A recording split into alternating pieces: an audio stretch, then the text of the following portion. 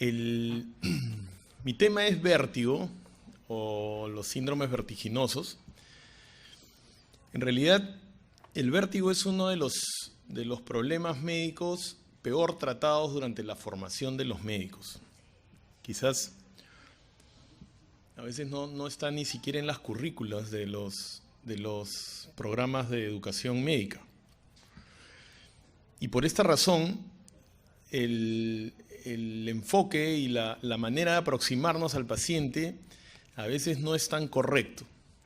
Entonces yo voy a tratar de ayudarlos a hacer un buen enfoque clínico. Me voy a basar básicamente en eso.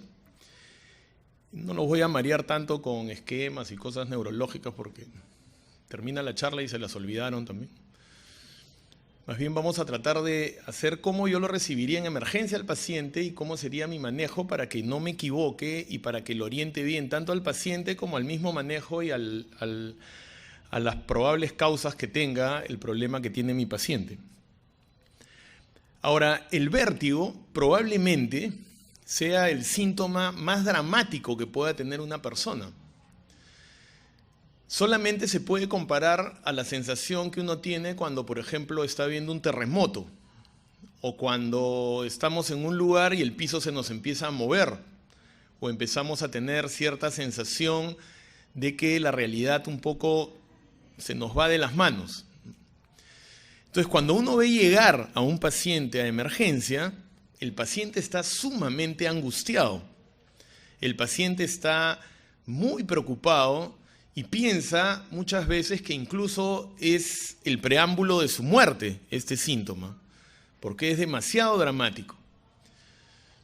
Ahora, nosotros, por ejemplo, un terremoto pues dura 1 minuto, 2 minutos, 5 minutos, pero a veces el vértigo dura pues 1 hora, 2 horas. O sea, es una sensación terrible y moviliza una serie de mecanismos que tenemos, digamos, que están conectados a los sistemas vestibulares y a los sistemas, digamos, cerebelosos, que nos producen también muchas veces náuseas, vómitos, producen la misma ansiedad y ver que la realidad se mueve también es muy angustiante, ¿no?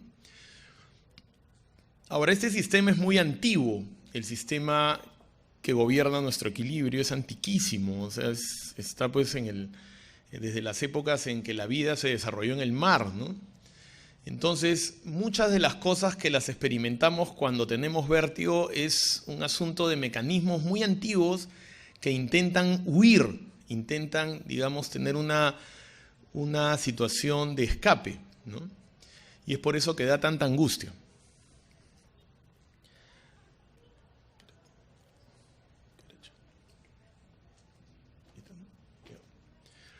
Ahora, tenemos un problema a nivel de las palabras que usamos para describir este síntoma tan angustiante. Y resulta que en la historia, la etimología de las diversas palabras que usamos para el vértigo, las náuseas, para el mareo, muchas de ellas provienen del mar, ¿no? Provienen de la experiencia de los marinos en el mar, ¿no? Cualquiera que haya ido en barco sabe que a medida que uno va yendo, si el oleaje es muy fuerte, empieza a tener justamente esas sensaciones desagradables, ¿no? Y si uno va, por ejemplo, en el mástil del barco, en la parte alta, ¿no? La sensación es peor porque es la zona que más se mueve, ¿no? Incluso esta parte se le llamaba carajo, ¿no? Porque carajo era como decir, pues, anda al carajo, era como decir, ándate al peor de los lugares, digamos, ¿no? Por eso es que usamos esa palabra y esa palabra es tan, o sea, refleja tantas cosas, ¿no? Ahora, mare o mar y mareo proviene de la misma raíz. Náusea viene de náutico, viene de algo del mar también. Y vértigo proviene de un término latino que significa giro, ¿no? Pero por supuesto cuando el paciente viene a vernos, no hace ninguno de estos razonamientos y te puede decir pues tanto mareo como vértigo, como náusea, como que me voy a caer, o sea, una serie de términos que realmente tanto al personal de salud como a los que atendemos directamente nos confunde muchas veces y el paciente está muy desesperado y no se sabe hacer entender muy bien, ¿no? Entonces, hay un problema de terminología. Entonces, cuando ocurren estas cosas en medicina, es mejor que tú le digas al paciente, dime qué es lo que te pasa. O sea, no le digas que te dé un nombre a las cosas que tienes, sino dime qué te está pasando. Entonces, te puede decir, por ejemplo, no sé, doctor, yo estoy que no puedo caminar. Ah, bueno, ya, entonces eso es lo que te está pasando, que en realidad no puedes caminar. A eso lo llamó mareo de repente en algún momento, ¿no? Y resulta que el paciente en realidad tiene de repente una debilidad del lado derecho, por ejemplo, que le da esa inestabilidad y a eso le llamaba mareo, ¿no? O por ejemplo, en las cosas hasta incluso más graves que el mismo vértigo, podría ser que el paciente esté presentando algún problema cardíaco y siente como una sensación de vaído o algo así, y a eso también le dice mareo. Entonces le dice, a ver, ¿qué te está pasando? No, en realidad es que me duele el pecho, ¿no? Entonces ya tú vas orientando y vas viendo de que eso en realidad es lo que... Y porque puede llegar en la emergencia a que un paciente que va a tener o que está teniendo un infarto termine en el otorrino, ¿no? Y esas cosas nos pasan porque no preguntamos bien lo que tiene la persona, ¿no? Entonces tenemos que preguntar perfectamente. Ahora, si el paciente te dice que las cosas le dan vueltas y hace este ademán, tú ya estás pensando más en vértigo y es mejor a eso llamarlo vértigo, ¿no? Ese es el que nos interesa en el aspecto de las afecciones vestibulares, sobre todo, que son las que dan giro, ¿no? Entonces, como ven, son una serie de manifestaciones clínicas que el paciente le puede llamar mareo, o le puede llamar náusea, o estas cosas, como ven, a veces son difíciles de abordar inicialmente. Entonces, mejor siempre va a ser decirle qué es lo que presenta.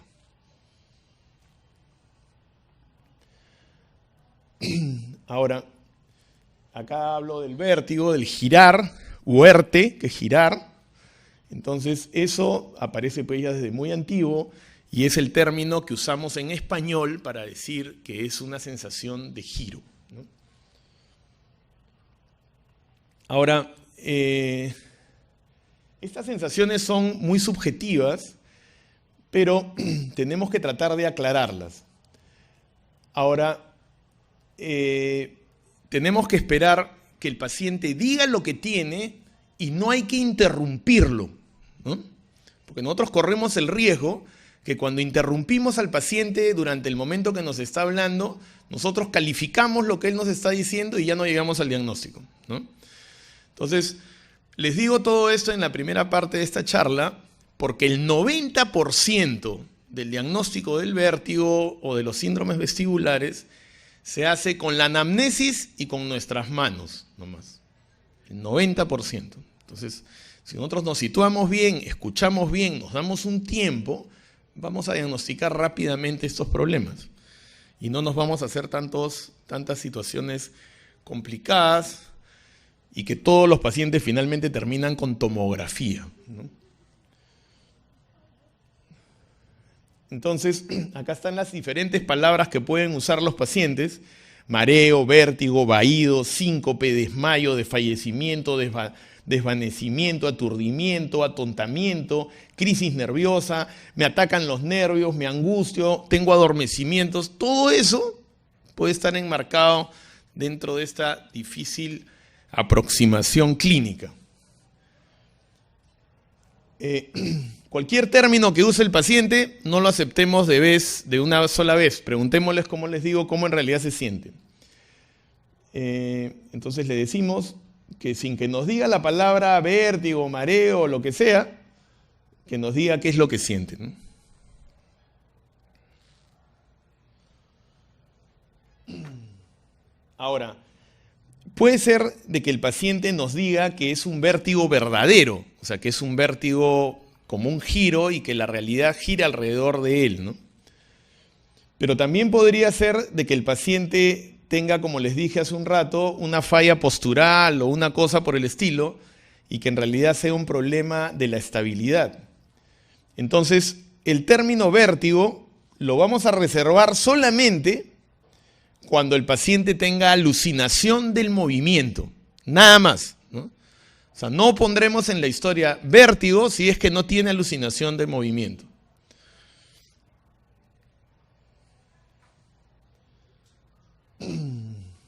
Ahora, el paciente te puede decir pues con su mano, las cosas cómo las ve y cómo se balancea. Eso es lo más importante, ¿no? Ahora,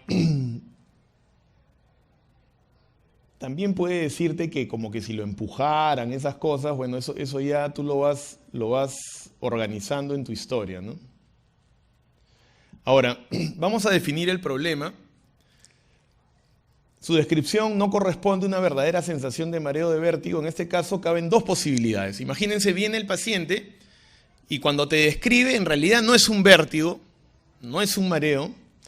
Entonces, se trata de un síntoma claramente definido que no es mareo ni vértigo. Ahí tenemos que sacarlo si es que no es ese problema. Por ejemplo, en realidad es un infarto, por ejemplo, u otra cosa, le duele en realidad el pecho, o en realidad se ha desmayado y a eso le dice vértigo o mareo.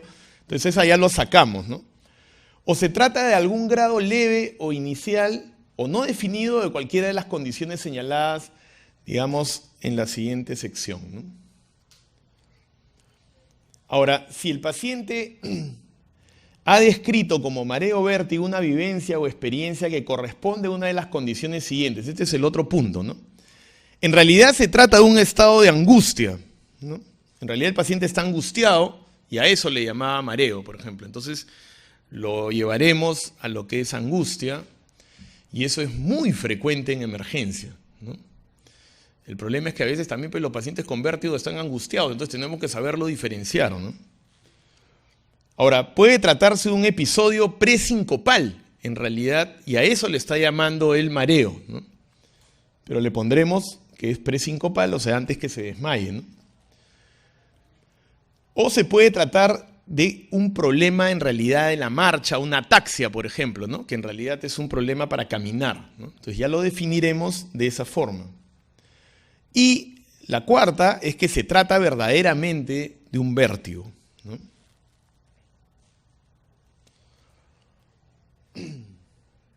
Ahora miren, estamos frente al paciente, estamos en emergencia y tenemos que ver si esto que nos trae el paciente es de ahorita, o sea, es de este momento que le está ocurriendo y por primera vez le está ocurriendo esto, entonces diremos que es un problema agudo, es una evolución aguda, ¿no? Entonces, cuando la evolución es aguda, tiene estas posibilidades, ¿ya? Ahora, la clásica pues de los pacientes es que a veces ha pasado pues 5 meses y no sé, un día se despertaron y se les ocurrió ir a emergencia, ¿no? Porque se sintieron un poquito peor, no sé, ¿no? Entonces, no crean de que todo es agudo, agudo. Entonces, siempre hay que preguntar bien, ¿desde cuándo lo tiene al problema, ¿no?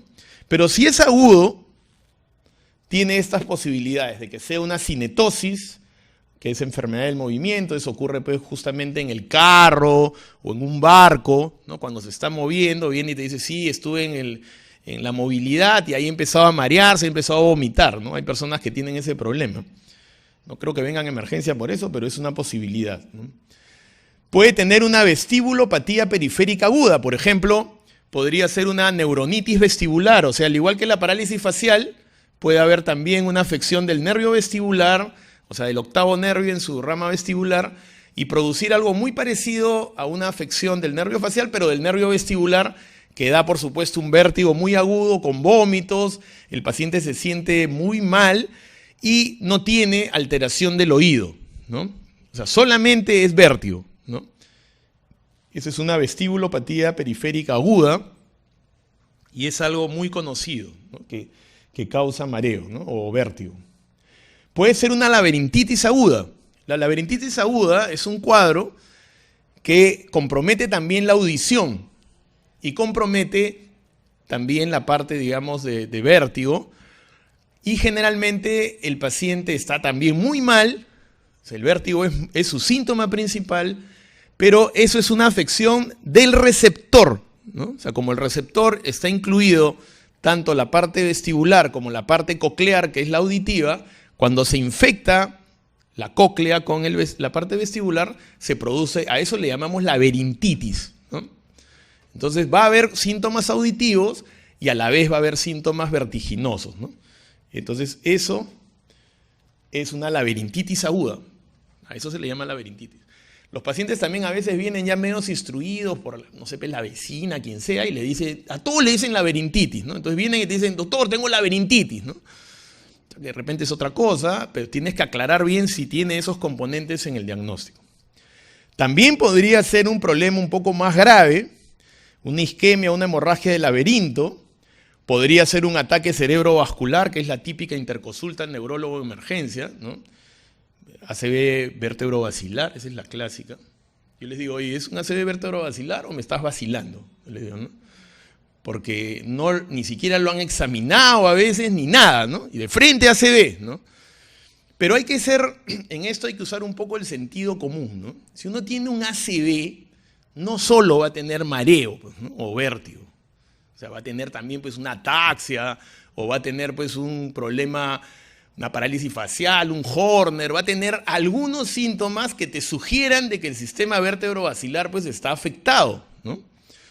Entonces, bien difícil que alguien con solo vértigos, existe esa posibilidad cuando ocurre este problema de acá, que es la hemorragia del laberinto, pero cuando es un accidente efectivamente cerebrovascular, el paciente va a tener vértigo, pero muchos más síntomas, digamos, ¿no? O sea, no solo va a ser vértigo. Entonces ahí es una forma, una clave para diagnosticar rápidamente el accidente vértebro-basilar. Va a tener disfagia, va a tener disartria, va a tener muchas otras cosas. Yo recuerdo cuando estaba una vez, me llamaron a ver un paciente.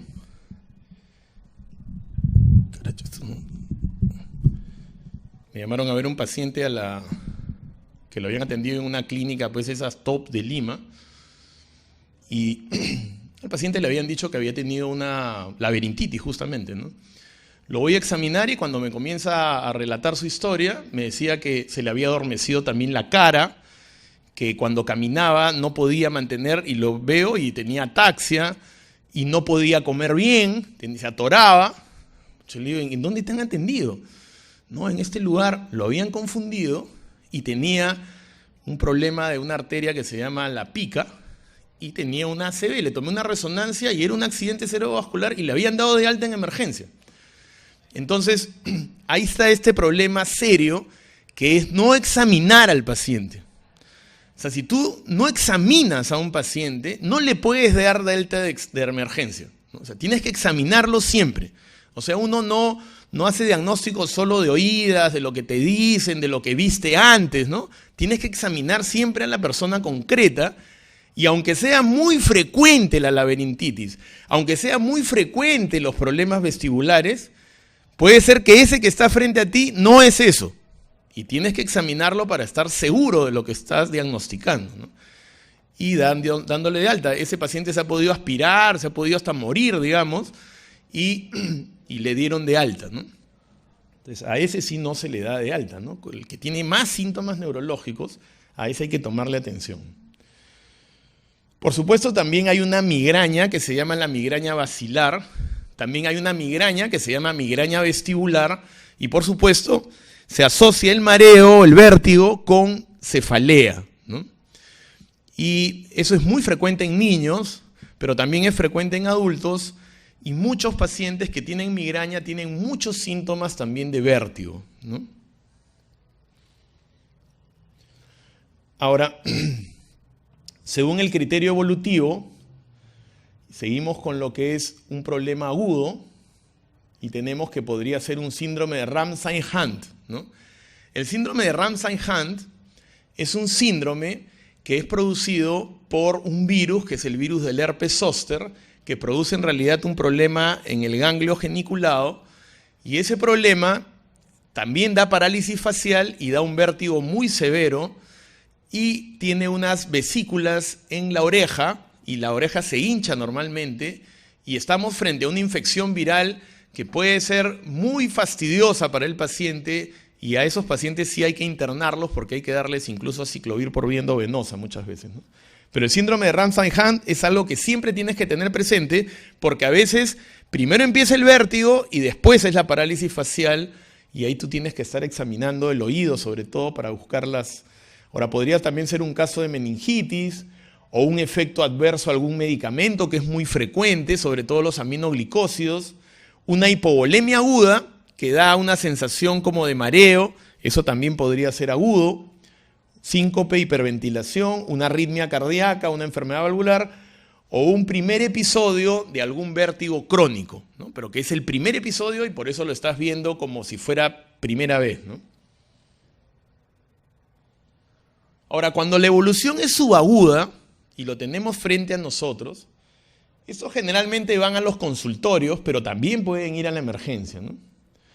Entonces podría ser un problema de la fosa posterior, una meningitis tuberculosa, da también mareos, una cisticercosis, un vértigo postraumático que a veces duran mucho tiempo en los pacientes, una otomastoiditis, que es lo que siempre hay que buscar, y cuando examinamos al paciente con vértigo siempre hay que tocarle las mastoides, ¿no? La zona que está detrás de las orejas, ese hueso que está ahí bien duro, ese siempre hay que tocarlo, porque a ver si producimos dolor, podría en realidad tratarse de una infección y esto está muy cerca a las estructuras del oído y de los sistemas vestibulares, ¿no?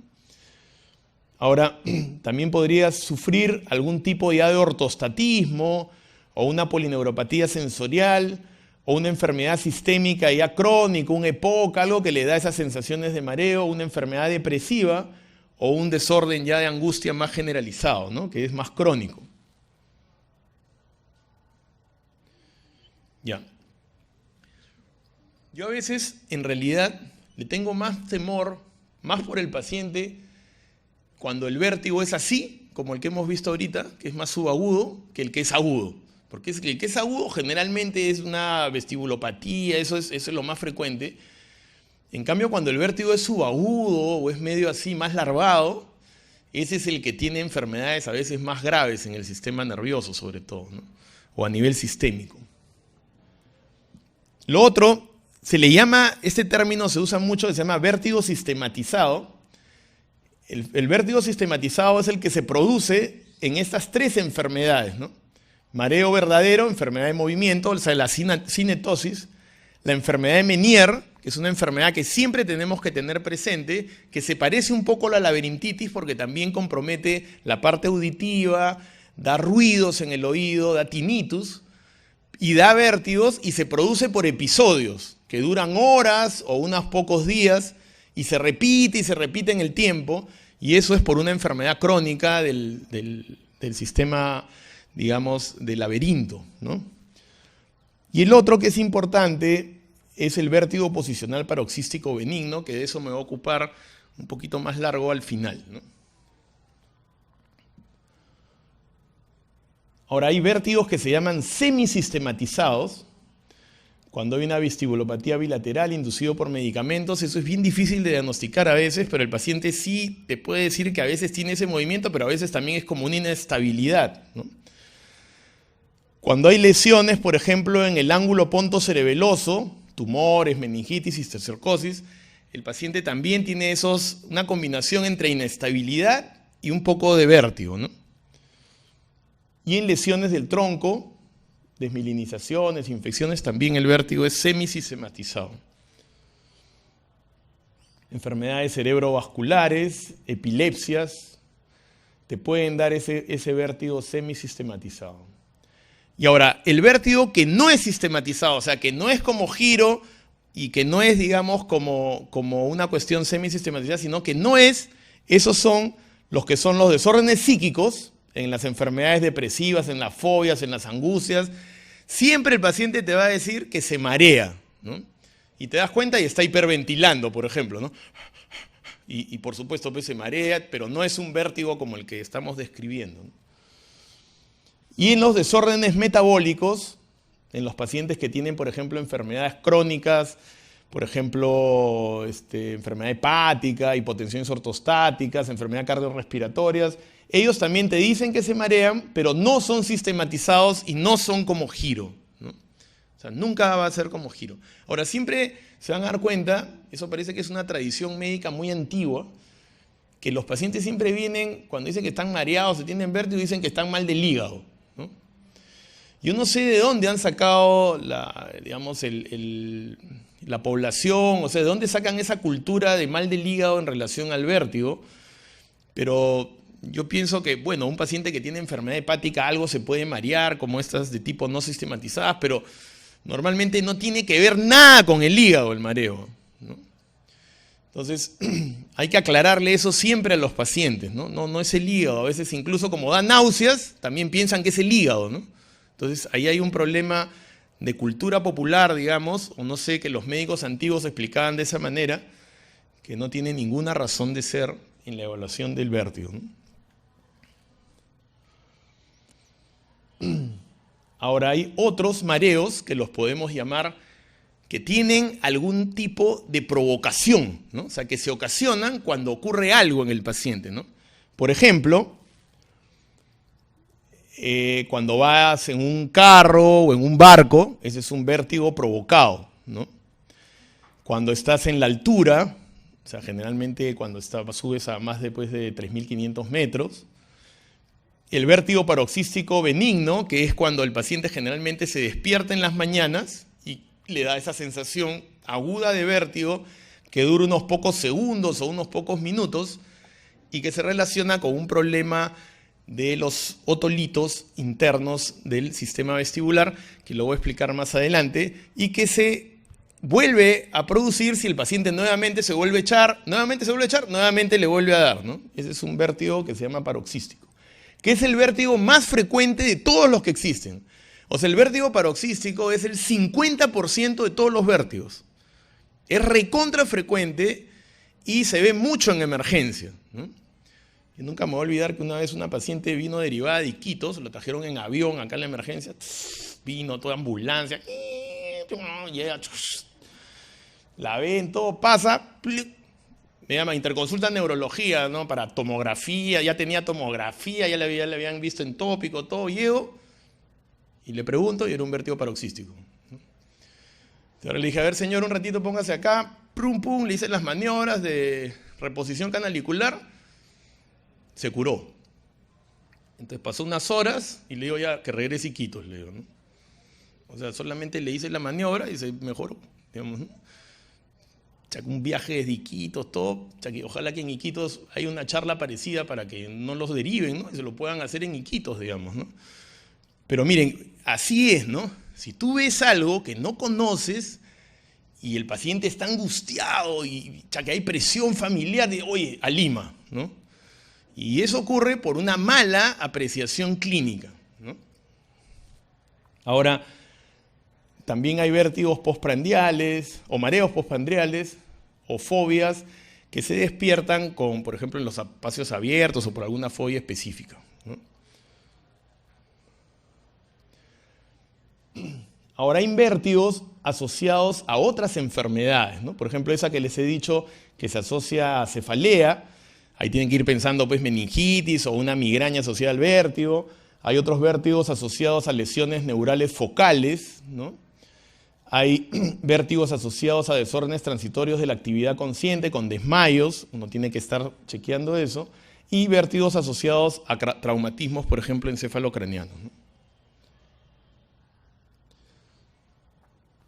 Mareos asociados también a problemas de dolor, problemas de enfermedad sistémica, asociados a sordera y otros trastornos auditivos, y eso te va orientando siempre a la cuestión causal, ¿no? Ahora, hay lo que es el síndrome vertiginoso puro, ¿no? Una vestibulopatía periférica aguda o una neuronitis vestibular como las que les acabo de explicar, que es por afección del mismo nervio, ¿no? Esa te da un vértigo puro, con vómitos, inestabilidad, todo, pero puro vértigo nomás, ¿no? Ahora, en el examen hay una serie de cosas que tú tienes que hacer frente al paciente, ¿no? Entonces, son una serie de exámenes que son fáciles de realizar, pero que hay que hacerlos para que uno aclare el problema del vértigo. Por ejemplo, algo que uno siempre tiene que hacer es ver si hay nistagmus, ¿no? El nistagmus es una respuesta digamos, que trata de que la vista se sitúe adecuadamente cuando hay un desorden de este tipo.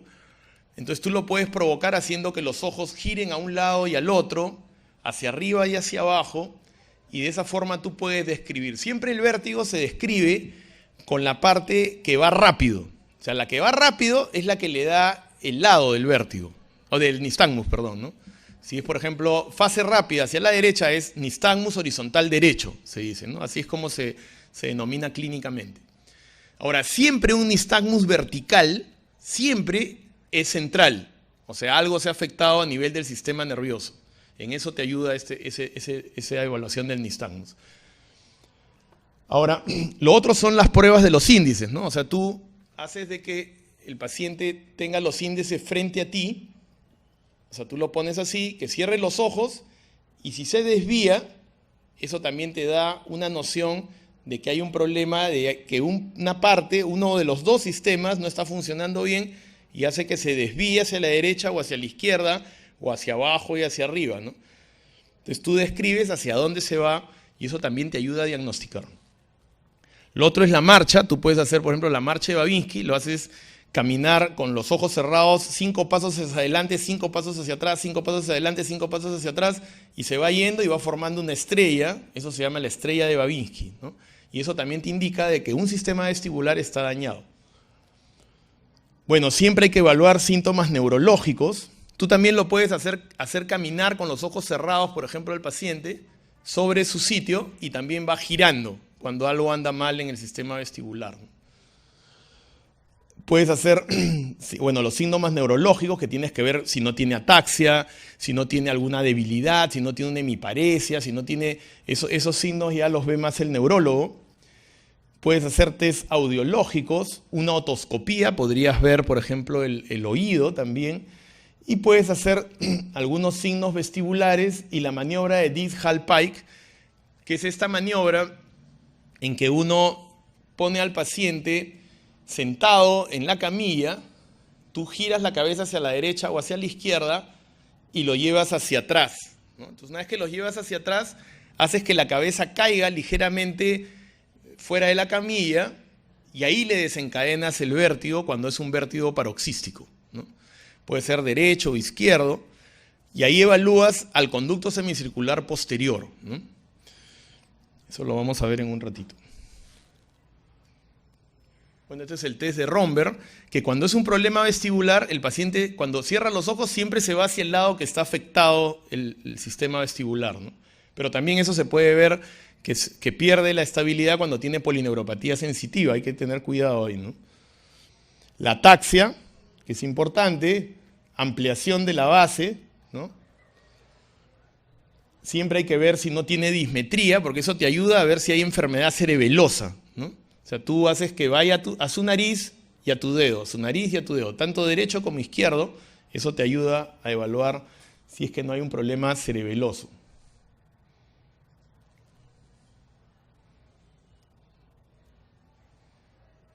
Se me logró, creo esto.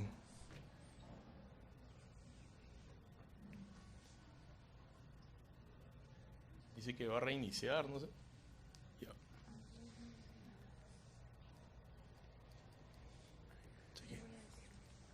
Dice que vengan para esto.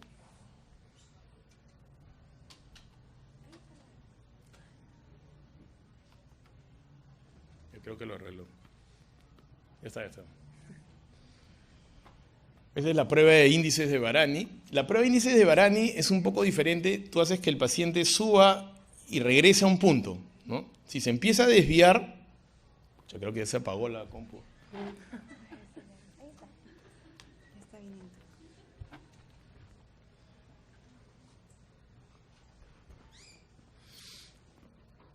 Problemas siempre técnicos, ¿no?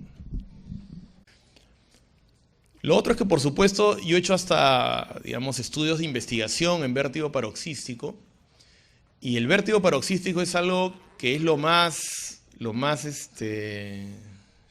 Es una patología que da mucha satisfacción porque tú cuando está el paciente en emergencia, está muy angustiado, está muy desesperado, tú en una sola maniobra diagnosticas y tratas algo que un paciente lo puede haber tenido días, horas, semanas, meses o incluso años, ¿no? Y tú le quitas una angustia haciendo una maniobra que te ayuda a diagnosticar y a tratar ese tipo de mareos, ¿no? Hubo una publicación que lo derrumbó a Ipley, ¿no? Porque en el año 2008 hicieron una publicación de que todo eso se podía hacer al pie de la cama de un paciente haciendo las maniobras. Entonces ya no era necesario el Omnias, ni era necesaria la tecnología, ni nada. O sea, bastaba que tú la hagas en la cama y lo reponías y era igual. O sea, hicieron estudios en que era igual, ¿no? Entonces, por supuesto que cuando está en la parte horizontal, las piedras, la maniobra es un poco más difícil, hay que hacer girar 360 grados al paciente y hay que reponerlo. Tiene sus cositas, digamos, pero haciéndolo al pie de la cama, una y otra vez, el paciente se termina recuperando. Y si tú estás de guardia y el paciente viene con eso, lo podrías hacer en la camilla, aunque las camillas de la nueva emergencia, pucha, a mí me dan miedo. Me parece que el paciente lo hago y pucha, que parece que la camilla se va a caer, no sé. Tienen que mejorar esas camillas, ¿no? Y son recontra altas también, ¿no? Entonces, pucha, que yo le hago al paciente, pucha, que a veces me dice... Y por supuesto, por hacer esas maniobras, a mí me han arañado la cara, han gritado, pensaba que estaban matando al paciente, porque el paciente le entra la angustia de lo que tuvo en la mañana o lo que tuvo durante unos días o unos meses, tú se lo estás provocando, digamos, ¿no? Entonces lo provocas y el paciente grita, ¿no? Entonces siente esa sensación como que se va a morir, digamos, ¿no? Todo el mundo se le va a ir, ¿no? Y tú le dices todavía, te lo voy a provocar y cuando estás reparando, de nuevo se produce un poco mareo, ¿no? Entonces el paciente sigue, entonces tú tienes que tener un poco una voluntad férrea de que lo vas a curar, ¿no? Te vuelves medio chamán así, ¿no? Y lo pones y empiezas a girar y lo curas, ¿no? Y se acabó el problema. Una vez recuerdo viendo una señora bien arreglada con una peluca así. Yo agarro, le hago la maniobra, y la peluca salió volando así. La señora se rió conmigo, o sea, se la puse no la peluquita, pero la curé, digamos, ¿no? Pero tienes muchas cosas porque esa maniobra se la habrá hecho a miles de personas, no a cientos, sino a miles de personas se las ha hecho. Entonces, es muy importante saber que es sumamente frecuente y también podría ocurrir que después de un traumatismo encefalocraniano, la persona también se le salgan las piedritas esas porque se golpeó muy fuerte la cabeza y a veces los neurocirujanos se confunden de que la persona tiene algo grave y es el mareo propio del vértigo paroxístico, pero a veces es un poco más difícil porque las piedritas han ido a parar a un montón de todos los conductos, ¿no? Entonces tienes que hacer varias maniobras para hacer la recuperación. ¿Eso está conectado?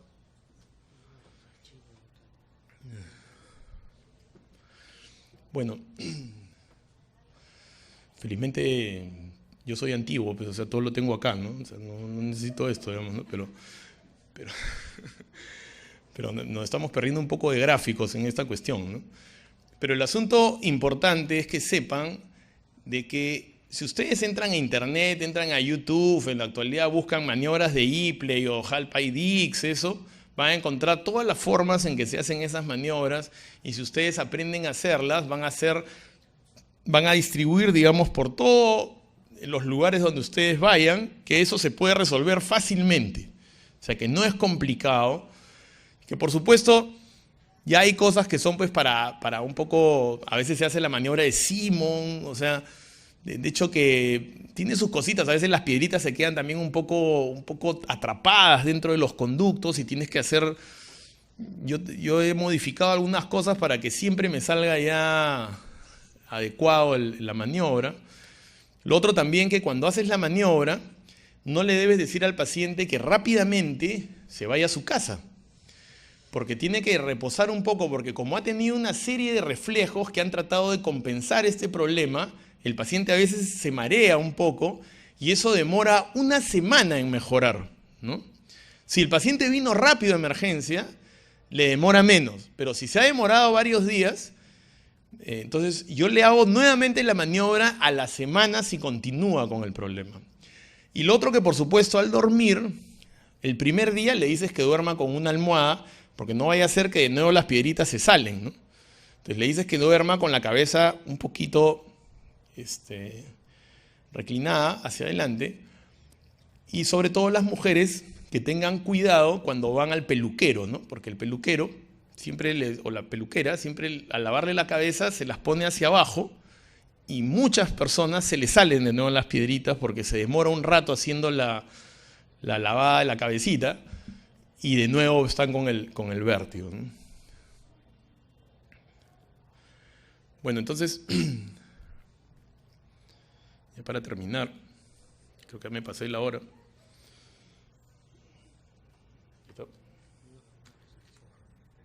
¿Abro esto? Ven, no abre el archivo. Pucha, que estamos más fritos que... Pero bueno, espero haberme expresado bien.